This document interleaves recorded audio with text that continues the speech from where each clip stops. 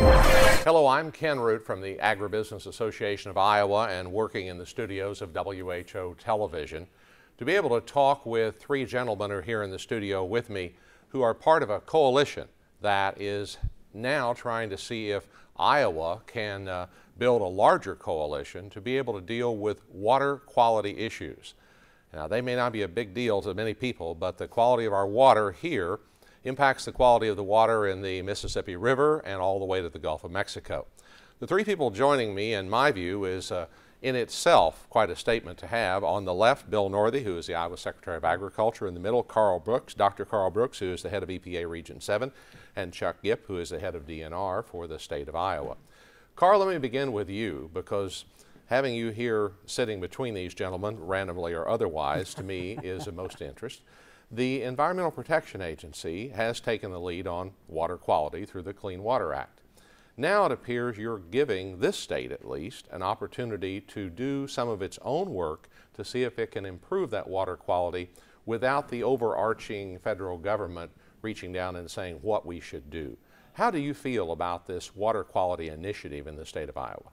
The Environmental Protection Agency has always depended on the work of our state partners like Chuck's agency, and in this state where agriculture is so powerful, the 90+ thousand farmers in Iowa who know Bill and take Bill's agency very seriously are going to be our best partners in trying to get real water quality improvements across the state, especially in agricultural areas and watersheds that are heavily affected by crop production. So we've simply got to work with our state partners, and we've got to work with the folks whose actions affect the quality of water the most, and those are farmers in Iowa. Without being too technical, can you define your goals in the Gulf of Mexico or the water going into our rivers? Sure. In fact, those goals were well announced by Bill in his role as co-chair of the Hypoxia Task Force a couple of years back. This state needs to attain a cut of between 40 and 45% in the amount of nutrient pollution. That's nitrogen and phosphorus going out into the Mississippi and down on into the Gulf of Mexico. So that's one of the reasons that EPA thinks that Iowa's made such a good, strong start on this, is that there is this clear target that everybody's agreed we have to work together. And there's a lot of ways to get there. We'll talk about those. Now, it's point source and non-point source, agriculture and industry or cities. Do you think that either of them is more responsible for the degradation of water quality? Everyone who uses land and who uses water plays a part in protecting water. Everybody's activities affect the quality of water. What's important about this effort here is that Iowa agriculture, the dominant economic powerhouse of this state and this whole region, recognizes the need to make some changes and to make some improvements. That's the point that I really want to focus on, and that's why we're sitting here together, is that we have this opportunity to enlist Iowa agriculture in this initiative and this coalition that you described. Well, if I could, I'd like to turn to Chuck Gipp, who is the director of the Department of Natural Resources here in Iowa. You have a farm background. That's you have correct. an interest in agriculture, and putting you in the at the same table is to me a step toward greater cooperation within our state. And I just wonder, you know, if you are going to take the point source side, what's your view of what can be done to improve water quality? Well, what we are doing is targeting where those efforts go. We all know that it's going to take considerable investment to improve water quality and coming out of both point and non-point source. So what you have to do, because you have limited resources, to go where the most wastewater is generated. So the point source side of this nutrient reduction strategy focuses on 130 of the largest generators. That's 102 of the largest municipalities and 28 of the largest businesses. And deemed to be large because they contribute over 1 million gallons of wastewater on an annual basis. And so we know if we're going to make significant improvement, we have to go where that wastewater is generated. And so we're working with these permitted facilities and asking them to include in their wastewater improvement strategy reductions in nitrogen and phosphorus that comes out of the end of the pipe. So we know that that will have a significant impact on making the reductions we need to comply with the 45% goal. Chuck, you're the appointed head of DNR, but I also know there are a lot of career people within the agency. Are you all on the same page of wanting to work to have a nutrient reduction strategy that ties in with others in the state? We are all on the same page as far as the agency head. We're all on the same page as knowing that we need to achieve nutrient reduction. When you're in the head of a large agency, there's always one or two people that have different views on how that strategy should be implemented. But I can tell you that all of those people have the same goal to reduce nitrogen and phosphorus, which contributes to water quality. So yes, we are all on the same page as far as that effort. Bill Northey, let me turn to you as Iowa Secretary of Agriculture. Yours is the non-point side, that is agriculture in this state. You have years of experience, as Karl mentioned, on the hypoxia task force. Do you see that Iowa farmers really want to be a part of some strategy that maybe doesn't reduce their nutrient use, but reduces their nutrient loss? Yeah, I really do. Now, I think there are folks out there with various degrees of engagement. I think we'll see that as it goes forward. But we hear, as I go out and talk to folks, I hear folks say, how can I be involved? Tell me the technology that works. How does that make a difference in the water quality here in Iowa, the water quality all the way to the Gulf of Mexico? And so as we talk about those, folks are engaged, the farming leadership is engaged, the commodity groups and organizations, certainly the businesses that work with farmers are engaged as well. So I think we'll see that ramp up, but we definitely have an interest. And I think one of those reasons is this is an opportunity for us to define what it takes on our farms to make sure our farms are still profitable and productive, but to be able to figure out for ourselves, how do we take care of that water better? How do we have less impact off that farm? And we can do that. We can show that it can be done that way. We certainly don't want to reach the point where, because of ignoring it, we end up with regulation down the road that really could cause economic problems, and I think not fix the problem as well as what farmers engaged will do. This seems to be a huge task. There are 12 states in your hypoxia task force. There are 31 states, I think, that the Missouri, Mississippi, Ohio all flow down into the Gulf of Mexico from. So how can one state here, as much as powerful as we'd like to, Karl, to agree with us that we are, how much can we really do to make a difference? Well, certainly we're the largest agricultural state within that region, with 23 million acres of corn and soybeans, 31 million acres of farmland. We have an impact. There is a contribution we make, and if we can make that improvement, it will make a contribution not only in our waters, but all the way down the Gulf. Now, I also think that we can create some momentum for others to engage as well. If we can show this can work, that people can engage in this, they can retain their profitability on their farm, but they can use cover crops and biofilters and other kinds of techniques to be able to look at the timing of nitrogen applications that will improve their management of their farm as well. Those outside of Iowa, just like we look to others for new innovation, they will look to that and look at putting those practices into place as well. If I could say something, Karl Ken, I Brooks. think the guy sitting on my right is a little too modest. He's a good Iowan. Bill has a leadership position and a profile among agricultural people in the center of the country where when he says this is important and things have to happen, they pay attention to Bill. And Iowa sits at a really important junction. I mean, the continent's two greatest rivers basically drain the state of Iowa. So what you do here in this state has big downstream impacts, and because of Bill's prominence and the agricultural potential we all talked about, what happens in Iowa is going to ripple up and down the basin. I look at it as America's Mesopotamia, between two rivers. But it is an area that is correct. Let me turn to you, Chuck, regarding that. Bill says that agriculture is buying in. Is your constituency buying in? Those people who are the hunters, the naturalists, the general public, the industry that you may be regulating more tightly?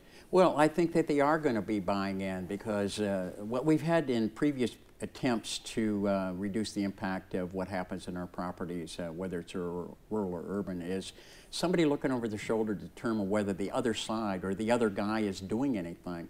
And so those simply going after the point source generators simply say, well, we're not the biggest part of this problem, it's the non-point source side. And the non-point source in turn has always looked at the point source side. So we've become a bunch of finger pointers, and as I like to refer to it, we created what they call a circular firing squad. And so what happens in this thing, because you have both point and non-point source moving together, the finger pointing stops, and then you start focusing on what I can do as a business or the point source generators, as long as we see that the non-point source are coming along. So this is a very important piece of this strategy. You have this marching forward together, sometimes a little bit erratically, but we're marching forward together, recognize what we do on our property has an impact off our property, whether you're point source or non-point. Karl, would it be possible for some trading to go on environmental credits in the future between point source and non-point source, so that everybody is ratcheting down their pollution, if you will, but they're doing it in a manner that's realistic? Absolutely, Ken. Market forces will have a role to play in this. I mean, two of the most powerful features that affect ag and water are technology and money. And some of the ideas that I've heard kicked around in this state, some of the ideas that have actually been used in other states that have nutrient pollution problems, lead me to believe that there's some market opportunities here where, for example, a municipality that needs to make some changes to its sewage treatment plant can avoid some of those costs, and somebody upstream can use land and water a little bit differently in a more economic way that cuts the pollution coming into that municipal area. So yeah, there are trading opportunities here. As I understand it, there are TMDLs, or total maximum daily load, for point source, but there's not for non-point source. So are you going to have to standardize this across the board before that can take place? Well, a better way to put it is that a TMDL applies to a waterway rather than to the particular source that's affecting that waterway. So if we have a TMDL on, for example, a reach a stream, the easiest thing we can do is to work with the DNR and those permitted sources to ratchet down their pollution. But other forms of pollution can be affected by a TMDL. We just can't do it through a permit. Congress was really clear about that. Agriculture will not be permitted in the same way that a tire factory or a sewage treatment plant will. So we got to use different tools. Secretary Northey, do you believe that we can have some new industries that may spring up to address the environmental needs of landowners and industry? I really do. I think we already are hearing of some of those folks that have heard about what's going on here in Iowa, have come and said we have different ways of planting cover crops, getting those cover crops on in a standing crop. Maybe we have ways of figuring out how to have variable rate application of nitrogen. So rather than the whole field getting one equivalent rate, that we put it on for the various rates that various parts of that field would need. So I really do believe that technology will be a part of this, as Karl suggested, that there will be folks that will come up with solutions. We now have GPS, we have ways of monitoring that will continue to improve. I think there will be whole business opportunities that will come about because of this, and that we're seeing the beginnings of that right now. We're already seeing that happening and hearing that happen. We've got our traditional nitrogen reduction and phosphorus reduction practices that are out there that people know about. And so we've done this science assessment and the effectiveness of that. But because the people around the nation are hearing about Iowa's attempt to put together a nutrient reduction strategy, we're hearing from entrepreneurs. Right. As to, we've got this new idea, we'd like to come and visit with you about it. So that's already happening, and so some of the limited technology we have today will be supplemented by new technologies that are, because they're talking about it here. Karl, you have an opinion on whether or not this will spring up into something that entrepreneurs will step up to? Sure, Ken. Time and again we've seen when environmental goals change, technology follows, and then technology often drives those goals. I mean, one of the reasons that Iowa is a great place to be doing this is the farming that's done here is probably about the most sophisticated row crop production in the world. Folks are used to using technology here. We've got a really powerful land grant institution with ISU, so almost all the elements are in place here to make something happen good. Gentlemen, in the next few minutes I want to talk about money, because it really is going to take money to drive this. So Bill, in the essence of the state of Iowa, what are you asking for right now to be able to get this strategy underway? Yeah, we're asking for $2.4 million for this next fiscal year that starts July 1, and $4.4 million the next year to put a project together that would be a coordinator that would work with some funding from folks outside as well. We sense there's some dollars from USDA, there's some dollars from private groups, there's certainly dollars from some environmental groups as well, and ag groups that want to engage in this. So we'll work with those other groups, but it'll look at a small number of watersheds, maybe 5 watersheds. It'll be our priority watersheds. It'll look at some opportunities to demonstrate these technologies around the state, some communication effort to get folks engaged, sharing some of that information, and then working with the others out there to be able to expand the resources and be able to get more done than what simply 2.4 million or 4.4 million will do. Chuck, what about you from the DNR side? Well, from the point source generators that 130 businesses and municipalities we're looking at, it's estimated that in order to achieve the nutrient reduction from those facilities, it's going to take about $1.5 billion over a period of years. 1.5 billion. $1.5 billion to do that. Now, that sounds like a significant amount of money, and it certainly is, but over a period of time, when the permits come up for these facilities, how they can incorporate and engineer into nitrate and phosphorus reduction practices.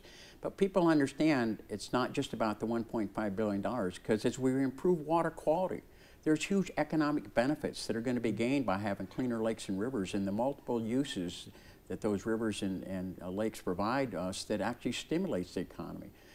We have tremendous lake projects out there that have shown as we improve the clear lakes and the storm lakes and bodies of water like that, that economic growth occurs around in those cities, and so it spurs economic growth to have cleaner lakes and waters.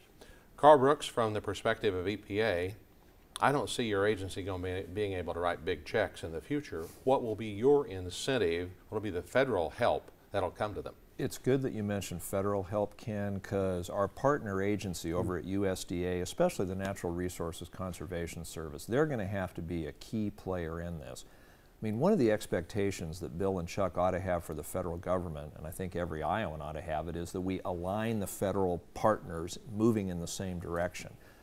EPA is not nearly as well off as NRCS when it comes to using federal funds to get people to make really positive changes in the way that they farm and raise livestock. So I've had great conversations with Jay Marr, who's the state conservationist for Iowa.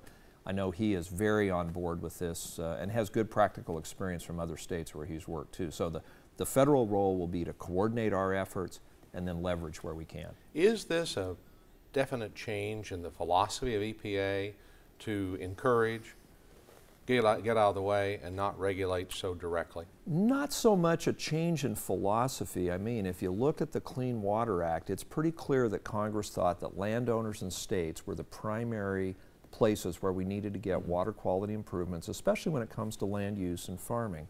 So we've never been out there trying to dictate how people raise crops. Instead, what we've always tried to do is look for partners to lend our scientific expertise, which we do have here, and to work with our federal partners to make sure that everybody is playing on the same script and working in the same direction. So not so much a change in philosophy. We're trying to be pretty nimble and seize this opportunity, real frankly. Well, Dr. Karl Brooks, I want to thank you, first of all, for encouraging this effort, and then for Iowa stepping up to it. Bill Northey from Agriculture, Chuck Gipp from the Department of Natural Resources, and we'll see what will come. I have a feeling that long after everyone here is gone, this program will still be in effect and the efforts will still be ongoing. Sincerely hope so. Thanks again. Thank you. Thank you.